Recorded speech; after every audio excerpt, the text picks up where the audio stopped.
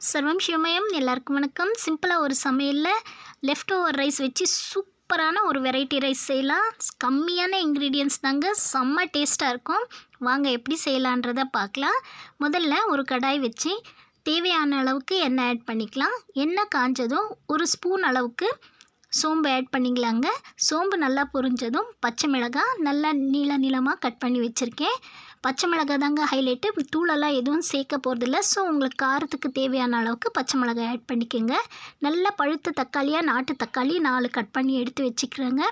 அதையும் ஆட் பண்ணிவிட்டு நல்லா மிக்ஸ் பண்ணி விட்டுக்கலாம். இப்போ தக்காளி வதங்கிறதுக்கு தேவையான அளவுக்கு சால்ட் ஆட் பண்ணிக்கலாம். கூடவே மஞ்சள் பொடியும் ஆட் பண்ணிவிட்டு நல்லா ஒரு 5 நிமிஷத்துலேருந்து 8 நிமிஷம் வரலாம் நல்லா இந்த தக்காளியை வதங்க விடலாங்க. நல்லா ஸ்மாஷி கன்சிஸ்டன்சிக்கு வரணும். இந்த ஸ்மெல்லே அப்படியே வீடே தூக்குங்க, அவ்வளோ ஸ்மெல்லாக சூப்பராக இருக்கும். பாருங்கள், இந்த அளவுக்கு ஸ்மாஷி கன்சிஸ்டன்சி வந்த உடனே நாம் இப்போ ஒரு அரை டீஸ்பூன் அளவுக்கு கரம் மசாலா ஆட் பண்ணிக்கலாம். கரம் மசாலா ஆட் பண்ணிவிட்டு ஒரு 2 நிமிஷம் மிக்ஸ் பண்ணிவிட்டு எடுத்து வச்சுருக்கிற ரைஸை இதோட மிக்ஸ் பண்ணிக்கலாங்க.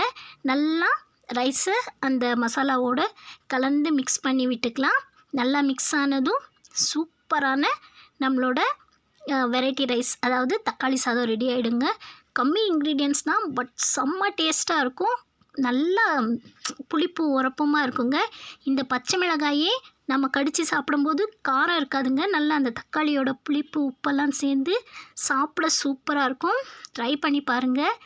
எல்லோரும் லைக் பண்ணி சாப்பிடுவாங்க, ஸ்பெஷலி குட்டீஸ். ஏன்னாக்கா இதில் நம்ம கறிவேப்பிலை சேர்க்கல, கொத்தமல்லி சேர்க்கல, வெங்காயம் சேர்க்கல, பச்சை மிளகாய் எடுத்து கொடுத்துட்டிங்கனாக்கா சூப்பராக ஜம்முன்னு சாப்பிடுவாங்க.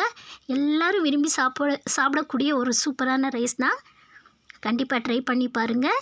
நல்லா சுட சுட சர்விங் பிளேட்டில் எடுத்து வச்சு சாப்பிட்டா தட்டே காலியாகும், அந்த அளவுக்கு டேஸ்ட்டாக இருக்கும். இந்த வீடியோ உங்களுக்கு பிடிச்சிருந்ததுன்னா ப்ளீஸ் சப்ஸ்கிரைப் பண்ணுங்கள், மறக்காமல் ஷேர் பண்ணுங்கள். வீடியோ வாட்ச் பண்ணதுக்கு தேங்க்யூ.